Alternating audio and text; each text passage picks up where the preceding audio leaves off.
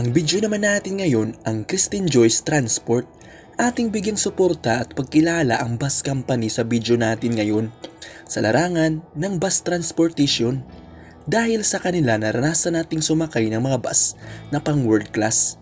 Ating alamin anong uri o klase ng mga bus mayroon na sila ngayon, ang kanilang mga pangunahing ruta. Pero bago tayo magsimula sa ating video, intro muna tayo mga kabus fanatics.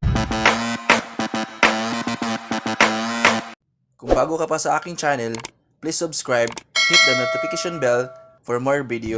Ang Christine Joyce Transport ay isang provincial bus company na may direktang ruta mula Cavite papuntang Metro Manila, vice versa.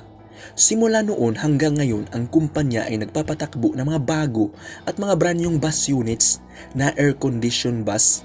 Ang Christine Joyce Transport ay laging nagbibigay ng magandang serbisyo sa kanilang mga pasahero sa araw-araw. Gamit ang kanilang mga air-conditioned bus, ang kumpanya ay tinangkilik ng maraming pasahero at dahil dito ang kumpanya ay patuloy lumalago.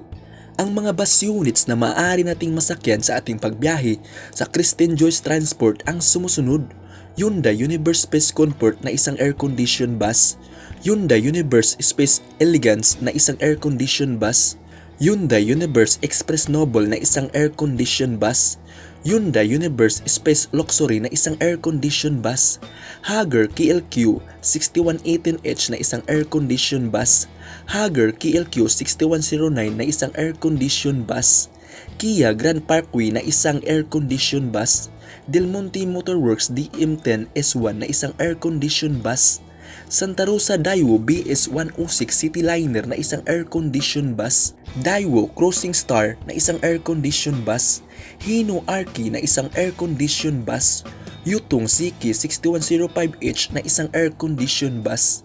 Ang uri o klaseng serbisyong binibigay ng Christine Joyce Transport sa kanilang mga pasahero gamit ang kanilang mga bus units sa kasalukuyan ang sumusunod.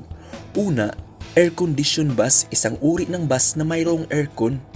Ang pangunahing rutang siniserbisyuhan ng Christine Joyce Transport ang sumusunod: Amadeo Cavite, Plaza Luton, via Tagaytay, vice versa; Mendez Cavite, Plaza Luton, via Tagaytay, vice versa; PITX Amadeo via Tagaytay, vice versa; PITX Indang Cavite, Pasay, vice versa. At yan ang Christine Joyce Transport. Sakay na sa biyaheng Christine Joyce Transport. Happy travel mga kabus fanatics. Keep safe always. Hanggang dito na lang, hanggang sa susunod nating mga video.